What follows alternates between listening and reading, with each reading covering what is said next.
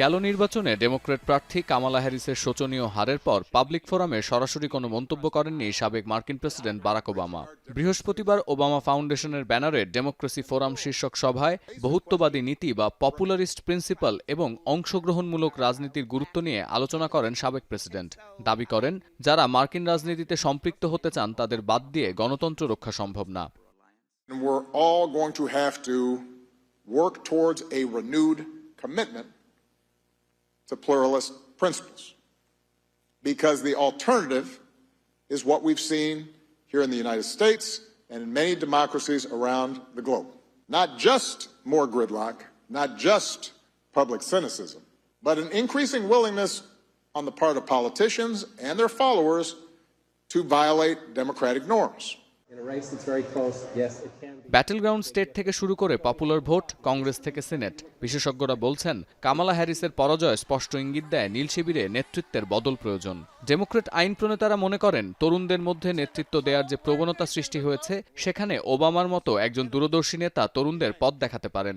নির্বাচনে রিপাবলিকানদের জয়কে স্বাগত জানালেও একটি দলের একচ্ছত্র আধিপত্য ভিন্নমত পোষণকারীদের জন্য দুঃস্বপ্ন হয়ে আসতে পারে এমন আশঙ্কাও করেন সাবেক president. There are going to be times, potentially, when one side tries to stack the deck and lock in, either by actively suppressing votes or politicizing the armed forces or using the judiciary, the criminal justice system to go after opponents.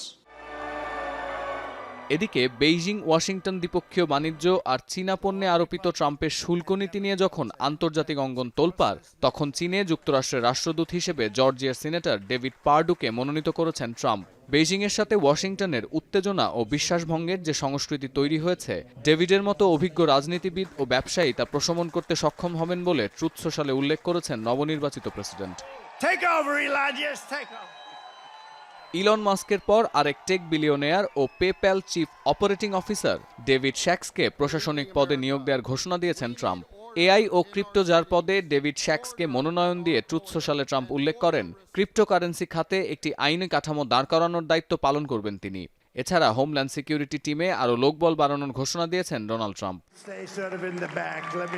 Thanksgiving ডের আগে নতুন মন্ত্রিসভার সদস্যদের নাম চূড়ান্তের ঘোষণা দিয়েছিলেন নবনির্বাচিত মার্কিন প্রেসিডেন্ট।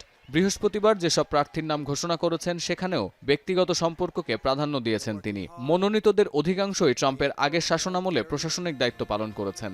ব্যক্তি পছন্দে গড়া ট্রাম্প 2.0 মন্ত্রিসভা শেষ পর্যন্ত কতটা কার্যকর ভূমিকা রাখতে যাচ্ছে তার হিসাব মিলবে আগামী 4 বছরে। সতীর্থ কর্মকার, এখন বিশ্ব। মাঠের অলরাউন্ডার আমি, আর ঘরের allrounder Tilex. Tilex toilet cleaner, clean মানেই টাইলক্স।